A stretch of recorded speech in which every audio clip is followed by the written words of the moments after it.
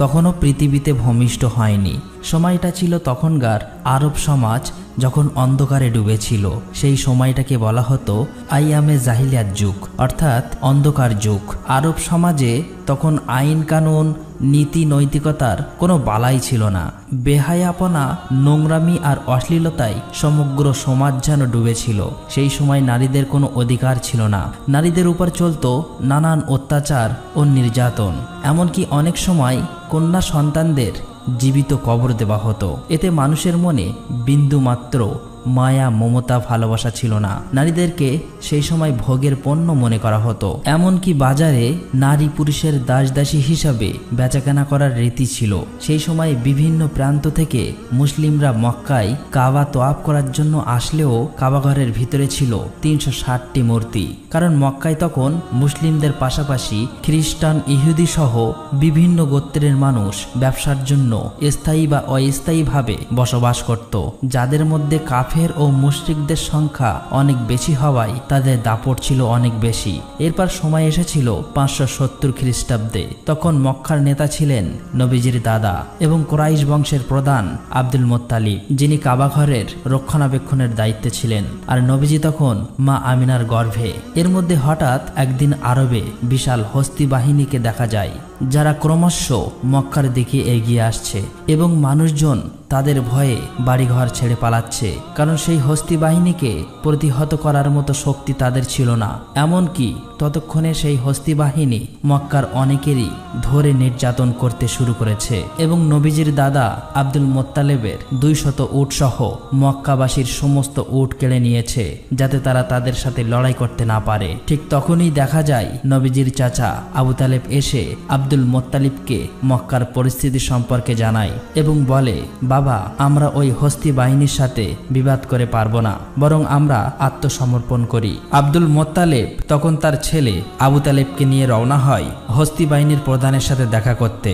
আর এই হস্তি বাহিনীর প্রধান হলেন মক্কার পার্শ্ববর্তী এলাকা ইয়ামেনের শাসক আব্রাহা। তার ছিল অনেক ক্ষমতা ও শক্তির অধিকারী। মূলত আরব সমাজ যখন অন্ধকারে ডুবে থাকলেও সমগ্র পৃথিবীর বেশিরভাগ মানুষ জেনে গিয়েছিল যে ইসলাম ধর্ম হলো পৃথিবীর শ্রেষ্ঠ ধর্ম, সত্য ধর্ম এবং শান্তির ধর্ম। তাই বিভিন্ন প্রান্তের মানুষেরা তখন ইসলাম গ্রহণ করছিল এবং দলে দলে হজ করার জন্য মক্কায় আসত। ইসলাম ধর্ম এবং কাবার এতটা গ্রহণযোগ্যতা দেখে আব্রাহা তার ক্ষমতার দাপটে ইয়ামেনের রাজধানী সানাতে হুবাহু কাবার মতো একটি গির্জা তৈরি করে। কারণ আব্রাহা চেয়েছিল মানুষ খ্রিস্টান ধর্ম গ্রহণ করুক এবং তার তৈরি গির্জাতে বেশি বেশি আসুক। কিন্তু আব্রাহা যখন দেখে যে তার চাওয়া কোনোভাবেই পূরণ হচ্ছিল না, আব্রাহা তখন রাগে ক্রোধে ফেটে পড়ে। আর সেই কারণেই আব্রাহা একদিন সিদ্ধান্ত নেয় যে কাবা ঘরকে সে ভেঙে দেবে। তারপর আব্রাহা তার 60,000 সৈন্য নিয়ে এবং 13টি হাতি নিয়ে মক্কার দিকে আসতে থাকে। এর মধ্যে আব্দুল মুত্তালিব সেখানে পৌঁছে যায় এবং আব্রাহাকে বলে, আমি আপনাকে সতর্ক করছি, আপনি যে ঘরটাকে ধ্বংস করতে চাইছেন সেটা আল্লাহর ঘর, তাই এমন বিপজ্জনক কাজ থেকে দূরে থাকুন। কিন্তু আব্রাহা তার কোনো কথাই শুনতে চাইছিল না। আব্দুল মুত্তালিব তখন তাকে বলে যে, আপনি আমার উট ফেরত দিন। এই কথা শুনে আব্রাহা বেশ অবাক হয়ে যায় এবং বলে যে, আমি আপনাদের প্রিয় উপাসনালয় ধ্বংস করে দিচ্ছি, যেখানে আপনাদের বাবা দাদারাও ইবাদত করে এসেছিল। ফলে আপনাদের মান সম্মান এবং প্রতিপ্রতি সবকিছুই ধুলাই মিশে যাবে। অথচ এই বিষয়ে কোনো চিন্তা না করে আপনি কিনা এসেছেন আপনার উট ফিরিয়ে নিতে। আব্দুল মুত্তালিব তখন বলে, আমি আমার উটের মালিক, তাই আমার উট আমি নিজেই ফেরত নিতে এসেছি। কিন্তু এই মক্কা এবং কাবাঘরের মালিক হলেন আল্লাহ। অবশ্যই আমি নিশ্চিত এই কাবাঘরকে আল্লাহ নিজেই রক্ষা করবেন। উত্তরে আব্রাহা তখন বলে, আজকে আমি এটাও দেখতে চাই কিভাবে তোমার আল্লাহ কাবাঘরকে আমার হাত থেকে রক্ষা করে। এরপরে আব্রাহা আব্দুল মুত্তালিবকে তার উটগুলো ফেরত দেয় এবং আব্দুল মুত্তালিব তার বাড়িতে ফিরে আসে। পরের দিন সকালে আব্রাহা তার হাতি বাহিনীকে নিয়ে মক্কায় প্রবেশ করতে যাচ্ছিল। কিন্তু হাতিগুলো যখন কাবাঘরের সীমানার মধ্যে চলে আসে, তখন তারা আর সামনের দিকে এগোতে চাইছিল না। তাদের পাগুলো যেন পাথর হয়ে গিয়েছে এবং কিসে যেন আটকে পড়েছে। আব্রাহা এবং তার সৈন্যরা তখন একটু চালাকি করে জোর করে তারা হাতিগুলোর মুখ অন্যদিকে ঘুরিয়ে দেয় এবং হাতিগুলোকে তারা ভালো ভালো খাবার খেতে দেয়, আর সেই সমস্ত খাবারগুলো ছড়িয়ে দেয় ঠিক কাবা ঘরের সামনে। হাতিগুলো তখন সেই খাবারের লোভে আবারও কাবা ঘরের দিকে এগিয়ে যেতে থাকে। এদিকে আব্দুল মোত্তালেব অনেক চিন্তিত হয়ে পড়ে। ভারাক্রান্ত মন নিয়ে আব্দুল মোত্তালেব কাবা ঘরের সামনে চলে আসে। কাবা ঘরের দরজায় একটি শিকল ছিল। আব্দুল মোত্তালেব সেই শিকলটিকে শক্ত করে চেপে ধরে আর কাবা ঘরের দরজার উপর মাথা রাখে। এরপর মহান আল্লাহ তাআলার কাছে দোয়া করে বলে, হে আল্লাহ, এই ঘর তোমার আর এই ঘরকে রক্ষা করার দায়িত্ব তোমার। আমরা তো শুধুমাত্র তোমার গোলাম, তোমারই বান্দা। আমাদের পক্ষে আর কিছুই করার সম্ভব হচ্ছে না। এখন এই ঘরকে তুমি রক্ষা করো। কথাগুলো বলতে বলতে তার চোখ দিয়ে অশ্রু গড়িয়ে পড়ছিল। কিন্তু ঠিক তখনই আকাশ থেকে আব্দুল মোত্তালেব একটা আওয়াজ শুনতে পায়। তাই সে ধীরে ধীরে সামনের দিকে এগিয়ে আসে। ঠিক তখনই তিনি দেখতে পায় আকাশ থেকে শত শত আবাবিল পাখি ধেয়ে আসছে মক্কার দিকে। আব্দুল মোত্তালেব এক দৃষ্টিতে পাখিগুলোর দিকে তাকিয়েছিল আর মনে মনে ভাবছিল, এটাই হয়তো আল্লাহর কাছ থেকে প্রেরিত রহমত, যেটা আজ কাবা ঘরকে রক্ষা করবে। তা না হলে এত আবাবিল পাখি কেন এখানে আসছে? আবার প্রতিটি পাখির কাছে 3টি করে পাথর ছিল। একটি পাথর ছিল তাদের মুখে আর বাকি 2টি পাথর ছিল তাদের পায়ে। মোত্তালিব দেখতে পায় সমস্ত আবাবিল পাখি কাবা শরীফ ঘিরে ফেলেছে, এমনকি তারা সেখানে কাবা শরীফ তওয়াফ করছে। তখন তিনি বুঝে যায় যে পৃথিবীর কোনো শক্তি আজ কাবা শরীফকে ধ্বংস করতে পারবে না। এরপর সমস্ত আবাবিল পাখি ছুটে চলে যায় আব্রাহার হস্তি বাহিনী এবং সৈন্যর দিকে। আব্রাহার সৈন্য বাহিনীরা আবাবিল পাখিগুলি দেখে অনেক ভয় পেয়ে যায়। তারা তখন সেখান থেকে পালিয়ে যাবার চেষ্টা করে, কিন্তু ততক্ষণে সমস্ত আবাবিল পাখি তাদের সঙ্গে থাকা পাথরগুলো আব্রাহার হস্তি বাহিনী এবং সৈন্যদের উপর পাথরগুলো বৃষ্টির মতো ফেলতে থাকে। ফলে দেখা যায় প্রতিটি পাথর সৈন্যদের শরীর ভেদ করে ঢুকে যাচ্ছে। এতে মুহূর্তের মধ্যে সকল সৈন্যরা মারা যায়, এমনকি আব্রাহা এখানেই মারা গিয়েছিল। আল্লাহ তাআলা এই কাফেরদেরকে ধ্বংস করে দেয়। মহান আল্লাহ রাব্বুল আলামিনের কুদরতের মাধ্যমে এই ছোট ছোট পাথর দিয়ে ধ্বংস হয়েছিল 60,000 সৈন্য এবং 13টি হাতি। এমনকি এই ঘটনার বর্ণনা দেওয়া হয়েছে পবিত্র কোরআনে সূরা আল ফিলে, যেখানে বলা হয়েছে, তুমি কি দেখোনি তোমার প্রতিপালক কাবা ঘর ধ্বংস করতে আসা হস্তি বাহিনীর সাথে কিরূপ আচরণ করেছিল? তিনি কি তাদের চক্রান্ত নাশাত করে দেননি? তিনি তাদের বিরুদ্ধে পাঠিয়েছিলেন ঝাঁকে ঝাঁকে আবাবিল পাখি। তারা ওই হস্তি বাহিনীর উপর ছোট্ট ছোট্ট পাথর নিক্ষেপ করেছিল। অতঃপর ওই হস্তি বাহিনী পরিণত হয়েছিল ভক্ষিত ভূষির ন্যায়। আর এভাবেই ওই দিন কাবা ঘর রক্ষা করেছিল মহান আল্লাহ তাআলা। এই ঘটনার পর প্রায় 2 মাস কেটে যায়। এরপর আমরা একটি রাতের ঘটনা দেখতে পাই। মক্কাবাসীরা সেদিন নিজ নিজ কাজে ব্যস্ত ছিল। নবীজির দাদা আব্দুল মোত্তালিব সেদিন রাত্রে কাবা শরীফের ছাদের উপর দাঁড়িয়েছিল।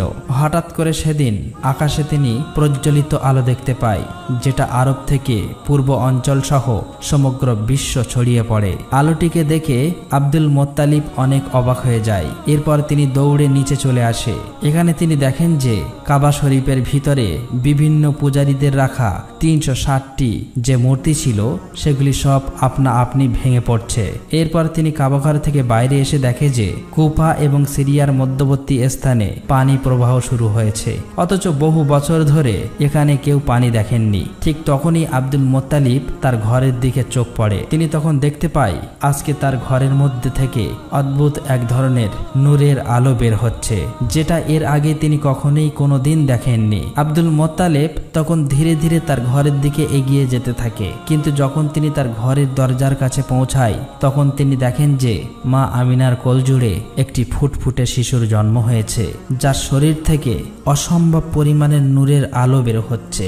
এটা দেখে আব্দুল মোত্তালিবের চোখ দিয়ে পানি চলে আসে, কারণ সেই সময়ে আরবের অন্ধকার সমাজে প্রদীপের আলো হয়ে আসেন প্রিয় নবী হযরত মুহাম্মদ সাল্লাল্লাহু আলাইহি ওয়াসাল্লাম। পরের দিন আব্দুল মোত্তালিব তার নাতির আকিকার জন্য উট জবাই করে গরিব দুঃখী মানুষদেরকে খাওয়ায়। সেখানে তাকে সাহায্য করছিল তার ছেলে আবু তালেব। তখন সেখানে আবু তালেবের বড় ভাই অর্থাৎ নবীজির চাচা আবু লাহাব আসেন, তবে গরিবদের সাথে একসাথে বসে খেতে হবে বলে বাড়ির দরজা থেকে চলে যান।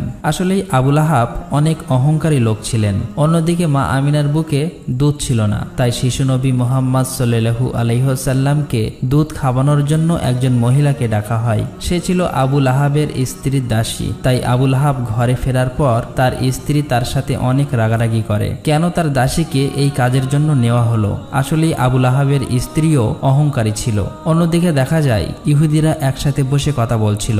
তারা বুঝতে পেরেছে কোনো এক বিশেষ শিশুর জন্ম হয়েছে, কারণ এই ব্যাপারেও তাদের ধর্মগ্রন্থে স্পষ্টভাবে উল্লেখ ছিল। ফলে যেদিন রাতে প্রিয় নবীর জন্ম হয়, সেই দিন রাতের আকাশে সেই নূরের আলো দেখেই খ্রিস্টান এবং ইহুদি ধর্মের গুরুরা বুঝে গিয়েছিল এবার সে শিশু পৃথিবীতে আগমন করেছে। তবে ইহুদিরা বেশি চিন্তিত ছিল, কারণ তারা জানতে পেরেছিল যে কোনো ইহুদির ঘরে এমন শিশুর জন্ম হয়নি, তাহলে সেই শিশুটিকে কে হতে পারে। আর এই জন্যই তারা সেখানকার অনেক বাচ্চাকে কিনতে চায়, যেন সেই শিশুটি তাদের দলে আসে। এমনকি টাকার বিনিময়ে অনেক ভণ্ড মহিলার দায়িত্ব দেয় শরীরে কোনো বিশেষ দাগের মাধ্যমে শিশু নবীজিকে খুঁজে বার করার জন্য। একদিন দেখা যায় বাচ্চাদের নাম রাখার উৎসব চলছে। সেখানে বিভিন্ন বাচ্চাদের নাম ঘোষণা করা হচ্ছে আর সবাই মিলে আনন্দ করছে। এর মধ্যে সেখানে আব্দুল মোত্তালেব আসেন শিশু নবীজিকে কোলে নিয়ে তার নাম রাখার জন্য। আব্দুল মোত্তালেব প্রথমে সেই কালো পাথরে হাত রাখেন, তখনই দেখা যায় কাবার সেই দরজার হাতলটি দরজায় বাড়ি মারছিল আর শিশু নবীর শরীর থেকে নূরের আলো বের হচ্ছিল। আব্দুল মোত্তালেব তখন সবার সামনে জনসম্মুখে শিশুটির নাম ঘোষণা করেন মুহাম্মদ। এটা শুনে সেখানে থাকা বিভিন্ন গোত্রের মানুষেরা বলতে থাকে যে এটা আবার কি নাম, এটা তো আমাদের কোনো দেবদেবীর নামের সাথে মেলে না। আসলেই তারা আগে কখনোই মোহাম্মদ নামটি শোনেনি, তাই সেখানে থাকা মানুষগুলো এটা নিয়ে বলাবলি করছিল। তখন সেখানে আবু তালেব সবার সামনে এসে বলে, হে লোক সকল, তোমরা থামো, এই শিশুটির নাম রাখা হয়ে গিয়েছে আর তোমরা কখনোই তা পরিবর্তন করতে পারবে না। এই বলে তিনি সবাইকে থামিয়ে দেন এবং সবাই তার স্বাচ্ছন্দ্যে মেনে নেন। এরপর দেখা যায় আবু লাহাব তার স্ত্রীর সেই দাসীকে ফেরত নিতে এসেছে, যে শিশু নবীকে প্রথমবার দুধ পান করিয়েছিল। ফলে ক্ষুধার্ত নবীজি আর দুধ পান করতে পারছে না। এ নিয়ে আব্দুল মোত্তালেব সরাসরি আবু লাহাবের কাছে আসে এবং এর কারণ জানতে চায়।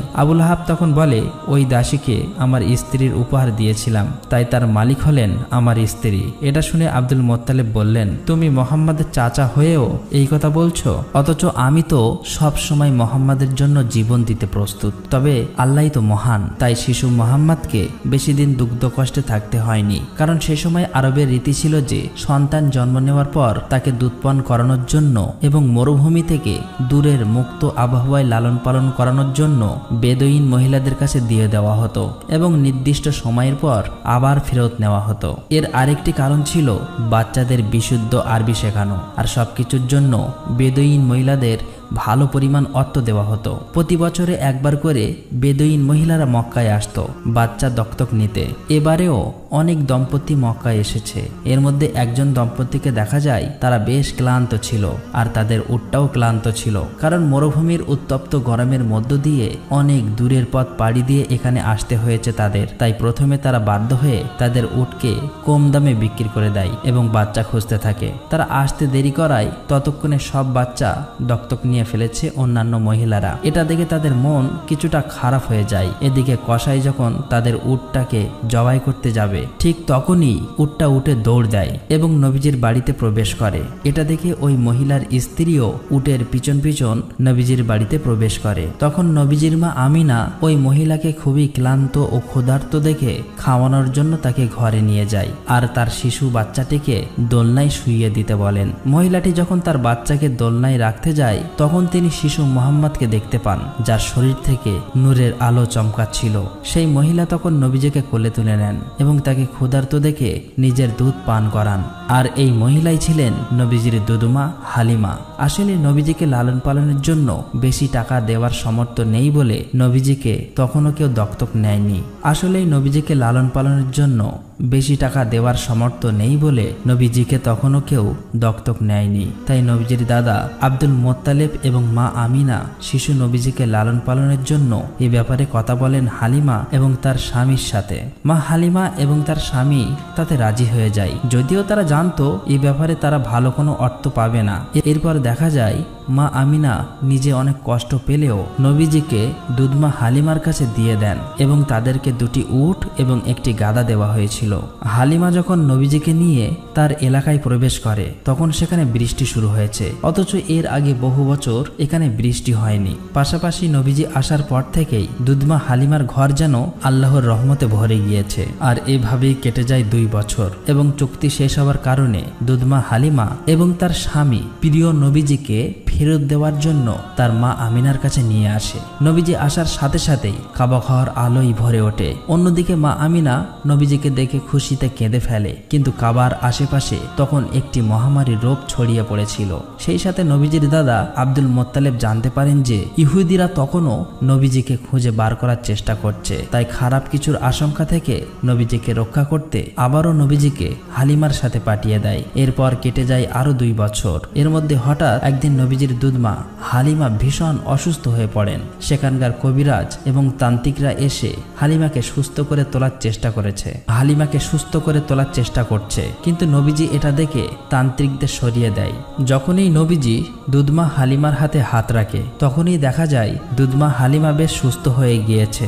আর এটা দেখে তান্ত্রিকরা অবাক হয়ে যায় এবং সেখান থেকে চলে যায়। তবে তান্ত্রিকরা বুঝে গিয়েছিল যে এই সেই বিশেষ শিশু, আর এই খবরটি তান্ত্রিকরা ইহুদিদেরকে জানিয়ে দেয়। ফলে নবীজিকে নেওয়ার জন্য শত্রুরা বিভিন্নভাবে হালিমার ঘরে আক্রমণ শুরু করে। আর এ থেকে হালিমা এবং তার স্বামী নবীজিকে রক্ষা করলেও তারা খারাপ কিছুর আশঙ্কা বুঝতে পেরে হালিমার স্বামী নবীজিকে নিয়ে মক্কার একটি পাহাড়ের উদ্দেশ্যে রওনা হয়। তবে এবারে বিদায় নেওয়ার সময় দুধমা হালিমা কান্নায় ভেঙে পড়ে। নবীজির দাদা এই খবর জানতে পেরে নবীজির কাছে চলে আসেন, আর গুহার মধ্যেই দাদা নাতি কাটিয়ে দেয় প্রায় 1 বছরের বেশি সময়। নবীজির উপস্থিতিতে মরুভূমি তখন প্রাণোচ্ছল হয়ে উঠেছিল। এরপর একদিন মা আমিনা সেই গুহা থেকে নবীজিকে নিয়ে মদিনাতে আসেন তার আত্মীয় স্বজনদের সাথে দেখা করতে এবং তার স্বামী অর্থাৎ নবীজির পিতা আব্দুল্লাহর কবর জিয়ারাত করতে। মূলত নবীজির জন্মের 2 মাস আগেই ব্যবসার কাজে আব্দুল্লাহ মদিনায় এসেছিলেন এবং সেখানে অসুস্থ হয়ে ইন্তেকাল করেছিলেন। তাই মদিনাতেই নবীজির পিতা দাফন করা হয়েছিল। মা আমিনা এখানেই নবীজিকে তার পিতা সম্পর্কে বলতে থাকেন এবং নবীজির সাথে একটা ভালো সময় কাটাতে থাকেন। কিন্তু মাত্র 2 মাসের মধ্যেই মা আমিনা হঠাৎ অসুস্থ হয়ে পড়েন। আর এই অবস্থাতেই নবীজিকে নিয়ে মদিনা থেকে ফেরার পথে মা আমিনাও ইন্তেকাল করেন। ফলে মাত্র 6 বছর বয়সেই নবীজি এতিম হয়ে যান। তবে এই অবস্থাতে ইহুদিরা নবীজির উপর আক্রমণ করলে নবীজির চাচা তাদেরকে প্রতিহত করেন। এরপর আবু তালেব নবীজিকে তার দাদা আব্দুল মোত্তালিবের কাছে মক্কায় নিয়ে আসেন। আব্দুল মোত্তালেব এবং নবীজি সব সময় একসাথেই থাকতেন। এমনকি কাবার রক্ষণাবেক্ষণ এবং মক্কায় হজ করতে আসা মানুষদের দাদার সাথে নবীজিও সহযোগিতা করতেন। তবে সেই সময় একদিন কাবা তওয়াফ করার সময় আব্দুল মোত্তালিব হঠাৎ করে অসুস্থ হয়ে পড়েন। আর এই সুযোগেই নবীজির অহংকারী চাচা আবু লাহাব চাই কুরাইশদের নেতা হতে, কিন্তু কিছুদিনের মধ্যেই আব্দুল মোত্তালেব নবীজিকে তার চাচা আবু তালেবের হাতে তুলে দেয় এবং কিছুদিন পর নবীজির দাদা আব্দুল মোত্তালেব ইন্তেকাল করেন। ফলে মাত্র 8 বছর বয়সে নবীজি একেবারেই একা হয়ে যায়। এরপর চাচা আবু তালেবের সঙ্গে নবীজি মক্কাতে জীবনযাপন করতে থাকে। সেখানে নবীজি ছাগল চড়ানো সহ বিভিন্ন কাজ করতেন। তবে একদিন নবীজি দেখেন যে নবীজির সেই অহংকারী চাচা আবু লাহাব সোয়াইব নামের একজন দাসীকে অন্যের কাছে বিক্রি করে দিচ্ছে। কিন্তু সোয়াইবের স্বামী সেটা না করার জন্য আবু লাহাবকে অনুরোধ করতে থাকেন, কারণ সে অসুস্থ ছিল। উত্তরে আবু লাহাব বলেন, আমার পাওনা অর্থ ফেরত দিয়ে দিলে আমি তাকে আর বিক্রি করব না। তখন পাশে দাঁড়িয়ে থাকা নবীজি চাচা আবু লাহাবকে বললেন, সোয়াইবকে আপনি ছেড়ে দিন, আর আমি নিজেই আপনার অর্থ ফেরত দেব। নবীজির এই মহানুভবের কারণে সোয়াইব সেদিন ছাড়া পেয়ে যায়। মূলত সোয়াইব ছিলেন সেই মহিলা যিনি নবীজিকে সর্বপ্রথম দুধ পান করিয়েছিলেন। এরপর আরেকদিন নবীজি দেখেন যে একজন লোক তার কন্যা সন্তানকে জীবন্ত কবর দিতে যাচ্ছে। আর সেই সময় লোকটির স্ত্রী তার স্বামীর পায়ে ধরে কান্না করে এটি না করার জন্য অনুরোধ করছে। নবীজি তখন শিশু বাচ্চাটিকে কোলে নিয়ে লোকটির কাছে আসে এবং লোকটিকে বোঝান যে কন্যা সন্তান হলো পিতামাতার জন্য রহমত স্বরূপ। নবীজির কথা শুনে লোকটির মন মায়া মমতায় ভরে ওঠে এবং তার কন্যা সন্তানকে নিজেই কোলে নিয়ে নেয়। এভাবেই দেখতে দেখতে নবীজির বয়স হয়ে যায় 12 বছর। এদিকে তার চাচা আবু তালেব যেহেতু ব্যবসায়ী ছিলেন, তাই আরবের নিয়ম অনুযায়ী প্রতি বছরেই একবার সিরিয়া সফরে যেতেন। তখন নবীজিও বায়না ধরলেন তার চাচার সাথে এবারও সিরিয়া সফরে যাবেন। যাত্রা শুরু করার পর প্রতিমধ্যেই বসরা নামের একটি জায়গায় তারা তাঁবু ফেলেন। আর সেই শহরেই একটি গির্জায় ইহুদিদের একজন ধর্মগুরু ছিলেন, যিনি নবীজি এবং তার চাচা আবু তালেব সহ কাফেলার সমস্ত লোকের একটি দাওয়াত খাওয়ায়। এই সময় বালক মোহাম্মদকে দেখে বুঝতে পারেন যে তিনি হলেন শেষ এবং সর্বশ্রেষ্ঠ নবী। এটা যেমনি তাদের ধর্মগ্রন্থে লেখা ছিল তেমনি তার অন্তর্দৃষ্টি থেকে দেখতে পেয়েছিলেন। এরপর তিনি আবু তালেবকে বলেন যে মোহাম্মদ এখন তোমার আশ্রয়ে আছে, তাই তোমার আরো বেশি সতর্ক হওয়া উচিত, এবং এটাও বলেন যে মোহাম্মদকে নিয়ে তোমার সিরিয়া যাওয়া উচিত হবে না, কারণ সেখানকার ইহুদিরা তাকে ক্ষতি করতে পারে। তাই আবু তালেব তার সিরিয়া যাওয়ার সিদ্ধান্ত বদলে আবারও মক্কার দিকে ফিরে আসতে শুরু করে। তবে প্রতিমধ্যেই তারা সেই ইহুদিকে আহত অবস্থায় দেখতে পায়, যে কিনা বারবার মুহাম্মদ সাল্লাল্লাহু আলাইহি সাল্লামকে ক্ষতি করতে চেয়েছিল। নবীজি তখন তার ঘোড়া থেকে নেমে সেই ইহুদির মুখে পানি তুলে দেয় আর তাকে সমুদ্রের একটি জায়গায় নিয়ে আসেন। সেখানে নবীজি দেখতে পান যে একটি মূর্তির সাথে শিকল দিয়ে একটি মহিলাও দুটি বাচ্চাকে বেঁধে রাখা হয়েছে কুরবানি দেওয়ার জন্য। আর অন্যদিকে সেখানকার জেলে সম্প্রদায়রা পূজা করছে যেন তাদের দেবতা এই কুরবানি কবুল করে, এবং জেলেদেরকে প্রচুর ধনসম্পদ দান করেন। কিন্তু প্রিয় নবী হযরত মুহাম্মদ সাল্লাল্লাহু আলাইহি সাল্লাম সেটা দেখে সেই মহিলা ও বাচ্চাদের শেকল খুলে দিতে লাগলে সেখানকার জেলেরা নবীজিকে থামাতে যায়। আর ঠিক তখনই সমুদ্রের ঢেউ এমন ভাবে ওঠে যে সেই মূর্তি ভেঙে পড়ে এবং সেখানকার পূজারীরা ঘরের ভিতরে চলে যায়। কিছুক্ষণ পরে সেই ঢেউ থামার পর দেখা যায় প্রচুর মাছ সমুদ্রের ধারে এসে জমা হয়েছে। এটা দেখে জেলেরা অবাক হয়ে যায় এবং দ্রুত সেই মাছগুলো ধরতে থাকে। আর দূর থেকে এইসব দেখে সেই ইহুদি লোকটি অবাক হয়ে যায়। আসলে আল্লাহ পাকের কাছে এটা নবীজির দোয়া ছিল। শেষ দৃশ্যে দেখা যায় আবু তালেব বৃদ্ধ হয়ে গিয়েছে আর তিনি কাবার সামনে দাঁড়িয়ে মক্কার সমস্ত লোককে আহ্বান করছে কোনো রকম দ্বন্দ্ব বিবাদ ছাড়া ইসলামের পথে ফিরে আসতে এবং শান্তিপূর্ণ জীবনযাপন করতে। কিন্তু তখনও সেখানকার কিছু নেতারা আবু তালেব এবং হযরত মুহাম্মদ সাল্লাল্লাহু আলাইহি সাল্লামকে মিথ্যা প্রমাণ করতে চায়। তবে মক্কার মানুষ ততদিন পরিষ্কার হয়ে গিয়েছিল হযরত মুহাম্মদ সাল্লাল্লাহু আলাইহি সাল্লাম হলেন শেষ নবী এবং সর্বশ্রেষ্ঠ নবী। তাই তার ধর্মই হলো সর্বশ্রেষ্ঠ এবং সত্য ও শান্তির ধর্ম।